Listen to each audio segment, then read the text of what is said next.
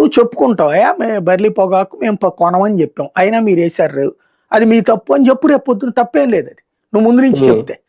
అలా కాకుండా ఇప్పుడు బర్లీ పొగాకు వేసుకోమని చెప్పింది ప్రభుత్వం, వేసిన తర్వాత కొనుక్కుంటున్నామని చెప్పింది ప్రభుత్వం, కొనడం మానేసింది ప్రభుత్వం. ఇప్పుడు ఇక వీళ్ళని నమ్మకుండా సొంతగా డైరెక్ట్గా వేసుకుంటున్నారు. ఇప్పుడు కొన్ని ఏరియాలో కొన్ని పంటలే పండుతాయి, కొంతమంది రైతులకి కొన్ని పంటలే వచ్చు, వాళ్ళకి చేతనైందే వేస్తారు.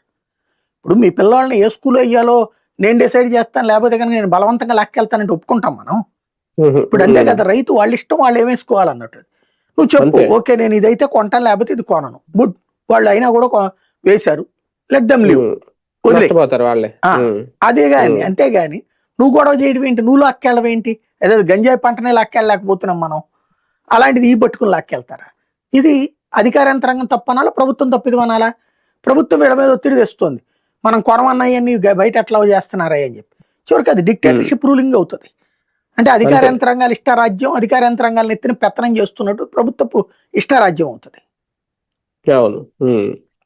కానీ జిల్లాల ఇన్ఛార్జ్ మంత్రులకి కలెక్టర్లకి మధ్య సమన్వయం అన్న కొరవడుతుందా సార్? అదేమన్నా గమనించారా డిప్యూటీ సీఎం గానీ సీఎం గానీ?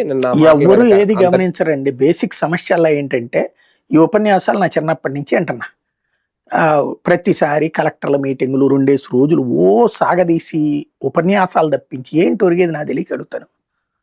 బేసిక్గా ప్రతి కలెక్టరు నీ జిల్లాలో ఏమేం చేయదలుచుకున్నావో లిస్ట్ పట్టురా. ఫస్ట్ నువ్వు నా దగ్గరకు వచ్చే ముందు నీ జిల్లాకి సంబంధించిన ఎమ్మెల్యేలు ఎంపీలని ఓ రోజు పిలువు, వాళ్ళందరినీ కూర్చోబెట్టి సమీక్షించు. ఇదివరకు అది జరిగేది కదా జిల్లా పరిషత్ మీటింగులు ఇవన్నీ కూడా. ఆ తర్వాత జిల్లాకి సంబంధించిన డిడిఆర్సీ అని అభివృద్ధి మండలి సమావేశాలని జరిగేది ఇన్ఛార్జి మినిస్టర్ ఆధ్వర్యంలో. అవన్నీ మినిట్స్ రాసుకుని వచ్చేవాళ్ళు.